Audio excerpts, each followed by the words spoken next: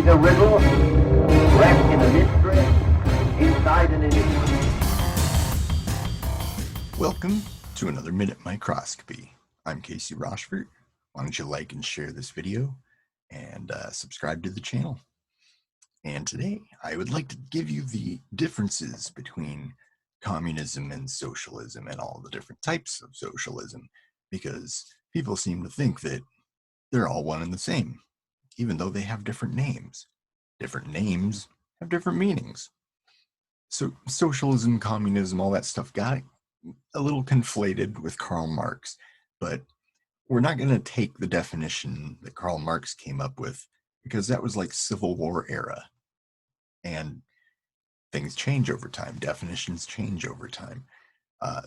At that time, we had Lincoln, Republican. The party of Lincoln freed slaves. The Republican Party of Trump puts brown people in cages. So you can see that things change over time.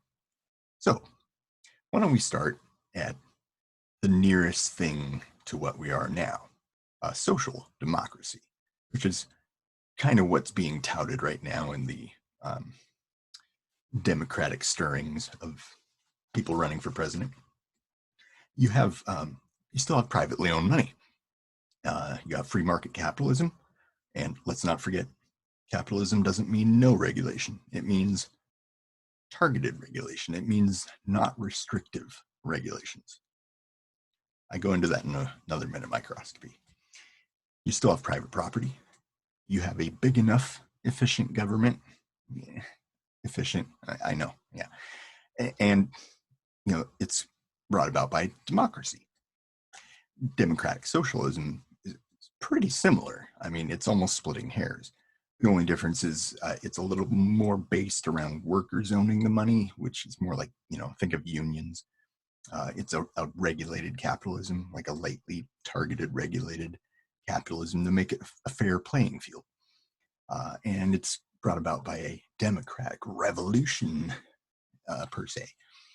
So when you get into democratic socialism versus socialism, this is where people always drop the democratic part and say, oh no, it's going to be socialism. Like, that's a bad word. But there's a few more differences there. They're alike in that you still have private property. They're alike that they come about through a more peaceful revolution, but it's publicly owned money, not worker owned. Think of corporations or corporatism, kind of a welfare for big business. That sounds familiar.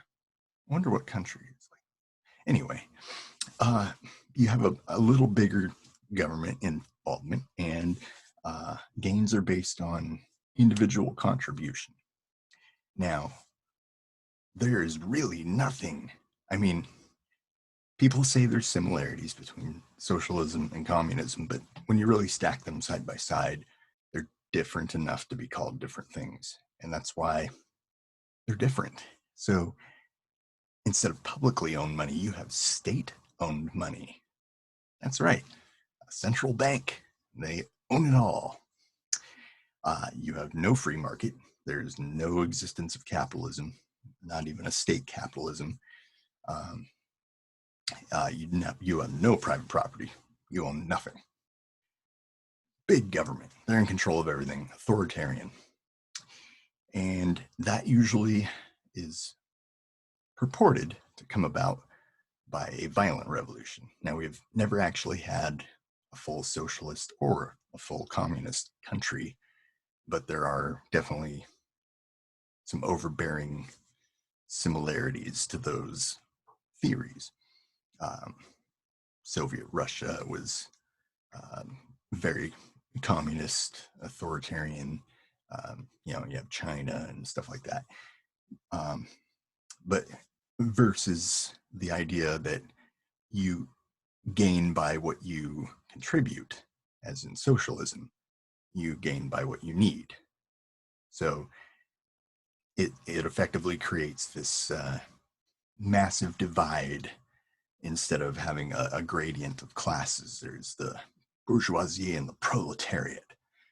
You can look into that all you want, but all you need to know going into it is that there are massive differences. And if one's a step to the other, I mean, that's not anything you have to worry about so long as you hang on to democracy and you have a variety of political ideologies to choose from.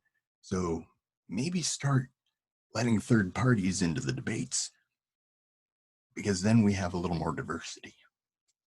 And diversity makes the world go round. So this has been a learning moment on Minute Microscopy. Well, a few minutes. Thanks for hanging around.